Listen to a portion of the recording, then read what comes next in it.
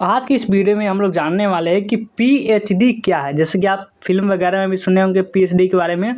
जैसे कि आप कमेडी में जानते होंगे कि बोलता है कि मैंने ये तो झूठ बोलने में पीएचडी कर रखी है या फिर मैंने इस चीज़ में पीएचडी की है। तो आखिर ये पीएचडी क्या होता है, हम किस विषय में पीएचडी कर सकते हैं, इसके करने का फ़ायदा क्या है, बहुत सारे बातें जानेंगे पीएचडी के बारे में। तो चलिए पीएचडी के बारे में जानना स्टार्ट करते हैं। सबसे पहले हम जानेंगे कि पीएचडी यानी कि आप देख सकते हैं पीएचडी का फुल फॉर्म क्या होता है। सबसे पहले हम इसका फुल फॉर्म जानेंगे कि इसका पीएचडी का फुल फॉर्म क्या होता है। तो चलिए जानना स्टार्ट करते हैं। तो पीएचडी का फुल फॉर्म होता है डॉक्टर ऑफ फिलोसफी।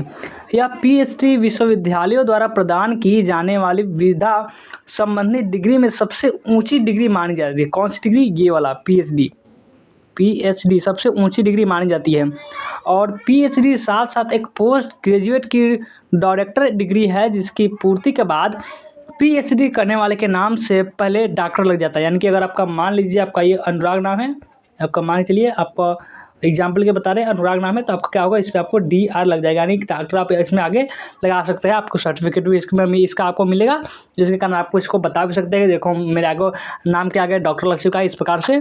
तो आप यहाँ तो जानेंगे कि पहले आपको नाम के आगे डॉक्टर लगा सकते हैं वो विद्यार्थी जो अपने पसंद के विषय में महारत हासिल करना चाहते हैं, यानी कि उसमें बहुत ज़्यादा ज्ञान अर्जित करना चाहते हैं किसी एक विषय में, पीएचडी को चुनते हैं। जिन्हें उन विषय पर यानी जिस विषय पर आपको रिसर्च या उसकी बेहतर जानकारी होना और उस पर लिखना शामिल होता है। चलिए आगे जानते हैं कि पीएचडी के बारे में। तो चलिए आगे बढ़ते हैं, पीएचडी में जानते हैं पीएचडी क्यों करें, यानी कि पीएचडी क्यों करना चाहिए, वाई पीएचडी हमें क्यों करना चाहिए। तो जानते हैं कि पीएचडी आखिर हम क्यों कर सकते हैं। पीएचडी शिक्षा प्रणाली का एक महत्वपूर्ण अंग है। पीएचडी का मूल उद्देश्य यानी कि मेन पर्पज ही नई खोज को जन्म देना और अलग अलग यानी कि डिफरेंट सब्जेक्ट और विषयों के बारे में आपको गहराई से ज्ञान नॉलेज आपको अर्जित कर उसे सब तक पहुंचाना होता है। नई स्किल्स को उभारना और उसका डेवलप करना यानी कि विकसित करना, नई चीज़ों को ज्ञान पाना और समझ पाना, इसकी असल परिभाषा होती है, इसकी रियल डेफिनेशन होती है। जो अगर आप वे व्यक्ति है जो किसी विषय की गहराई में ज्ञान में दिलचस्पी रखते हैं या तो पीएचडी का आपके लिए है। चलिए पीएचडी के बारे में आगे जानते हैं। साइंस स्ट्रीम में बेस्ट पीएचडी कोर्स, यानी अगर आप साइंस स्ट्रीम वाले हैं, यानी कि आपका अगर आप साइंस लिए हुए, अगर साइंस 12th में आपको क्या साइंस में 12th पास किए हुए साइंस है, चाहे वो आपका मैथ से किए हो, चाहे आप उसको मैथ से किया हो या फिर आप उसके बायोलॉजी से किया हो, कोई फ़र्क नहीं पड़ता। मैथ बायोलॉजी वाले दोनों वाले कर सकते हैं, यहाँ तक कि वो आर्ट्स कॉमर्स सभी के स्टूडेंट कर सकते हैं। तो साइंस स्ट्रीम में बेस्ट पीएचडी कोर्स, जैसे कि आपको पीएचडी इन केमिस्ट्री, यानी कि केमिस्ट्री में भी आप पीएचडी कर सकते हैं। जी आप बिल्कुल सही सुन रहे हैं, आप केमिस्ट्री में भी पीएचडी कर सकते हैं। और पीएचडी इन मैथमेटिक्स, आप मैथमेटिक्स में भी पीएचडी कर सकते हैं। यानी कि आप इतना समझ लीजिए कि आप जिस विषय में जिस आपका सब्जेक्ट में पीएचडी करेंगे उसमें आपको कोई हरा नहीं पाएगा। यानी कि आप उसमें इतना ज़्यादा उस पर महारथी बन जाएंगे ना, उस सब्जेक्ट के उतनी अच्छी आपको पकड़ हो जाएगी जितनी कि बाकी लोगों में नहीं होगी, जो कि साधारण लोग हैं जो कि पीएचडी नहीं किए रहेंगे उनमें। और पीएचडी इन बायोसाइंस, आप बायोसाइंस में भी पीएचडी कर सकते हैं, बहुत सिंपल है। और पीएचडी इन क्लिनिकल रिसर्च, आप क्लिनिकल रिसर्च में भी कर सकते हैं। पीएचडी इन बायोटेक्नोलॉजी, आप बायोटेक्नोलॉजी में भी कर सकते हैं। पीएचडी इन जूलॉजी, आप जूलॉजी में भी कर सकते हैं। तो हम तो 12th पास के लिए यार जूलॉजी जब बॉटनी पढ़वे नहीं किए, तो ये जूलॉजी और बॉटनी जो होता है, अगर आप बीएससी में आप करना चाहे बीएससी आप कर रहे होंगे तो आपको पता होगा कि ये बॉटनी और जूलॉजी उसमें आपको आता है। ये आपका 12th में सिर्फ आपको साइंस आता है और इसमें एक ही होता है जिसका नाम होता है बायोलॉजी, यानी कि सिर्फ आपको बायोलॉजी होता है इसमें आपको 2 टाइप्स जब आप आगे बढ़ते हैं उसमें आपको एक होता है बॉटनी, यानी कि आपका एक बॉटनी होता है और एक होता है आपका जूलॉजी, ठीक है। तो और PhD in bioinformatics and PhD in environmental science.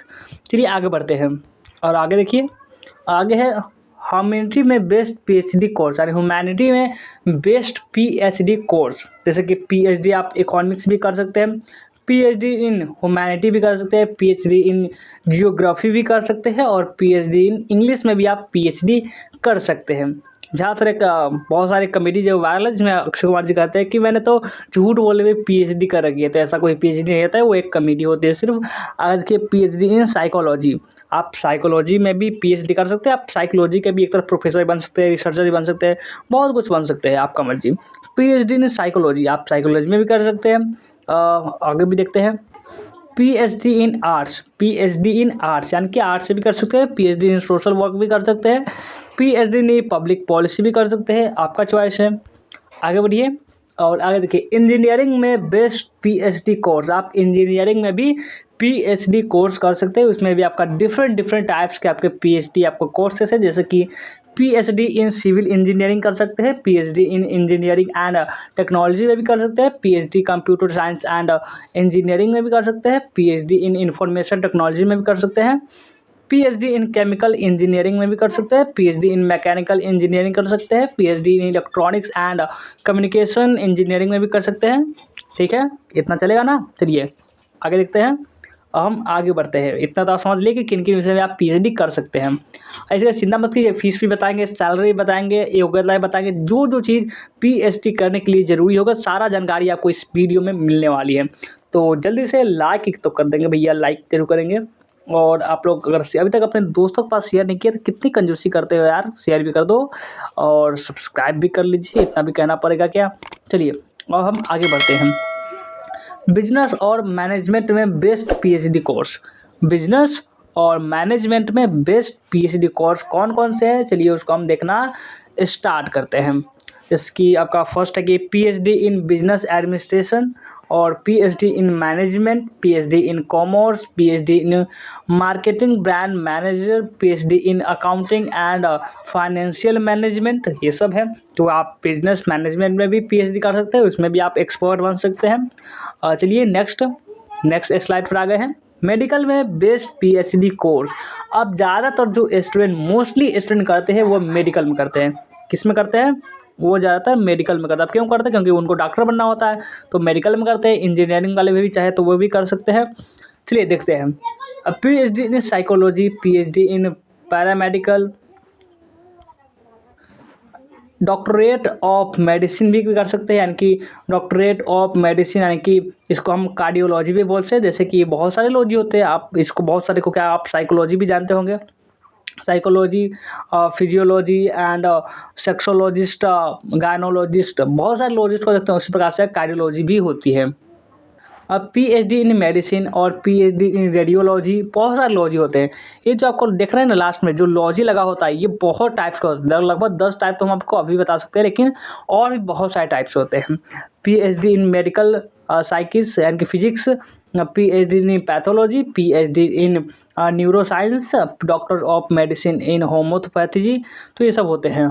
Homeopathy तो ये बहुत ज़्यादा लोग स्टूडेंट इसमें करना चाहते हैं, पर आपका क्या चॉइस है आप हमें कमेंट में बताएंगे कि आप कौन सा कोर्स करेंगे, यानी कि इसमें से किस सब्जेक्ट में आप पीएचडी करना चाहते हैं। आपसे प्लीज़ रिक्वेस्ट है कि आप कमेंट में ज़रूर बताएंगे। क्या करेंगे, अभी कमेंट में लिखिए कि आप कौन से सब्जेक्ट में आप पीएचडी करना चाहते हैं। चलिए आगे बढ़ते हैं। अब हम जानते हैं कि पीएचडी कैसे करें। पीएचडी हम कैसे कर सकते हैं, स्टेप बाय स्टेप आपको गाइड किया जाएगा। चलिए सबसे पहला स्टेप 1 में कैंडिडेट को 12 साल की बुनियादी शिक्षा कक्षा 1 से 12th पूरी होना अनिवार्य, यानी कि आप पहले क्लास से यानी कि आपका क्या है 1 to आपका 12th आपको पास होने चाहिए। वैसे तो आप होंगे ही, ऐसा थोड़ी ना कि अगर आप डायरेक्ट ही 12th में हम टपक गए होंगे, ऐसे तो होगा नहीं। आप शुरू से पढ़े होंगे, यानी कि ये तो आपका कंप्लीट हो गया। चलिए स्टेप आपको तो खुशी होना चाहिए कि आपका स्टेप 1 जो है वो कंप्लीट है, यानी कि आप पीएचडी कर सकते हैं। स्टेप 2 की बारी आती है। अब स्टेप 2 में हम जानते हैं पीएचडी करने के लिए किसी भी विषय से बैचलर डिग्री में पास होने चाहिए, यानी कि आपका अगर आप 12th पास कर चुके हैं तो अगर आप साइंस से तो आप बीएससी कर सकते हैं, आर्ट्स से तो आप बीए कर सकते हैं, कॉमर्स से तो आप बीकॉम कर सकते हैं, यानी कि ये सब आपको कंप्लीटेड होनी चाहिए।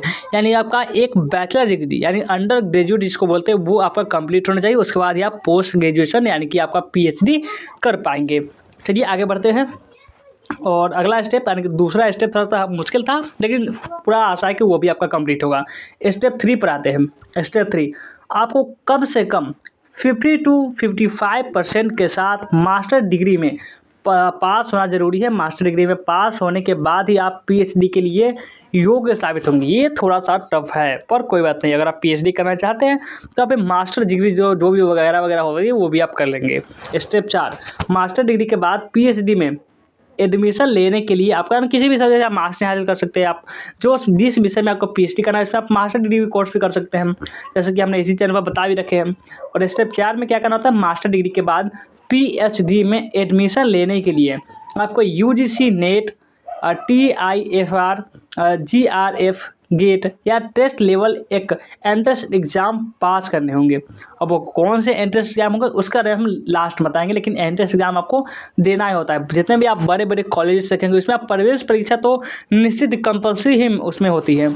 चलिए नेक्स्ट अगले हम स्लाइड पर आते हैं, अगले पेज पर देख सकते हैं। अब स्टेप 4 में क्या करना होता है, चलिए उसको देखते हैं। स्टेप 4, एंट्रेंस एग्ज़ाम पास करने के बाद आप अपनी पसंद और कोर्स के अनुसार पीएचडी के लिए अप्लाई कर सकते हैं। और स्टेप 5 में अधिकतर पीएचडी कॉलेजेस में एडमिशन लेने के लिए व्यक्तिगत इंटरव्यू यानी कि आपका जो पर्सनल इंटरव्यू होता है वो आयोजित किया जाता है। वह क्लियर करने के बाद ही पीएचडी में एडमिशन मिलता है।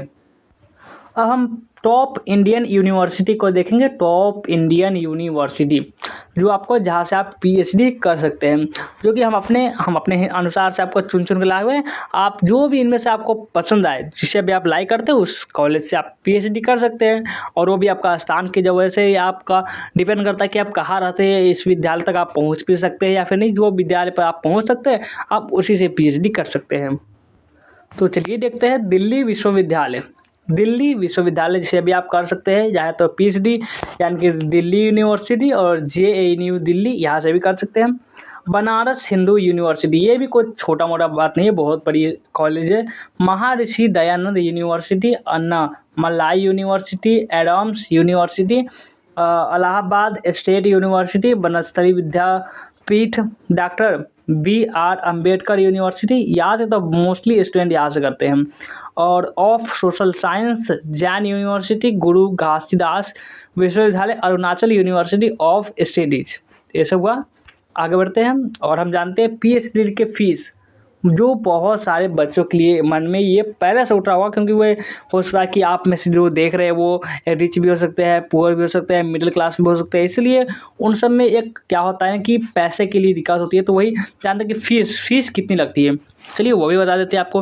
किसी भी कॉलेज में पीएचडी की फ़ीस बहुत से फैक्टर्स पर डिपेंड करती है। सरकारी कॉलेज में पीएचडी की फ़ीस लगभग 20,000 से 60,000 तक हो सकती है, आपका गवर्नमेंट कॉलेज की बात कर रहे थे। जबकि प्राइवेट कॉलेजेस में आपको कितनी होती है, तो वो 30,000 से बात करते हो, 30,000 से 1,50,000 तक भी हो सकती है, 1.5 लाख तक भी हो सकती है।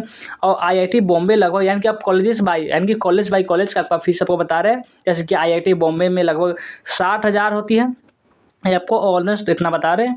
और IIT दिल्ली में लगभग आपका 45,000 होती है, और IIT कानपुर में लगभग आपका 65,000, और ये यूनिवर्सिटी ऑफ दिल्ली में लगभग 10,000, और IIT मद्रास में लगभग आपका कितना होती है, 20,000 रुपये। तो ये सब होती है। आपका जो भी आपका पसंदीदा कॉलेज है उसमें आपको कर सकते हैं। और थोड़ा पैसों का भी ध्यान रखना चाहिए, क्योंकि आपको पास उतना पैसे नहीं हो सकते, इसमें आपको थोड़ा सा आप कुछ काम भी कर सकते हैं जिसका आपको पैसा आ गया, फिर आप पीएचडी कर लीजिए। चलिए आगे बढ़ते हैं।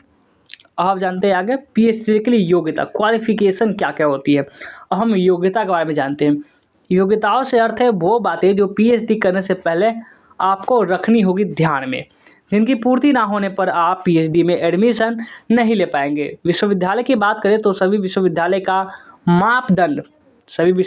का मापदंड एक सा नहीं होता। समान तौर पर हर यूनिवर्सिटी में निम्नलिखित योग्यताओं का होना आवश्यक है। और आगे बढ़ते हैं, देखिए आगे पीएचडी की योग्यता, फिर योग्यता के बाद आ गई पीएचडी कोर्स में अप्लाई करने के लिए विद्यार्थियों को 10+2 से कम 50% अंकों के साथ पास होना चाहिए। यानी कि आपका 10th में की बात करें तो 10th में ज़्यादा 10th में उतना वैल्यू तो नहीं होता नहीं है। 12th में आपको क्या मेन रूप से आपका 12th में आपको 50% मार्क्स आपको आना ही आना चाहिए, इतना आपको ज़रूरी है। नहीं आएगा तो आप एडमिशन नहीं ले पाएंगे। पीएचडी के लिए आपको संबंधित कोर्स में मास्टर डिग्री कम से कम 50 से 55 अंकों के साथ पास करनी जरूरी है। यानी मास्टर डिग्री आप जो करेंगे पीएचडी से पहले, उसमें आपको 50 से 55% मार्क्स आपको आवश्यक है। और यही नहीं, आपको लास्ट में जॉब भी बताएंगे कि आप जॉब भी कौन कौन से कर सकते हैं। भारत में पीएचडी कोर्स में एडमिशन लेने के लिए आपको यूजीसी नेट और टीआईएफआर जीआरपी गेट या स्टेट लेवल की एंट्रेंस परीक्षा पास करने होंगे। चलिए बढ़े आगे, हम आगे बढ़ते हैं। अब देखिए इसमें कि पीएचडी की योग्यता, पीएचडी के लिए योग्यता क्या है। कुछ यूनिवर्सिटीज़ द्वारा एंट्रेंस परीक्षा संचालित करवाई भी जाती है। इंटरनेशनल विद्यार्थियों को भी पीएचडी में एडमिशन लेने के लिए एक research proposal, research interest and methodology की आवश्यकता होती है, जिससे आपके रिसर्च में आपकी दिलचस्पी और कार्य की गंभीरता का मापदंड लगाया जाता है। बढ़ते हैं आगे।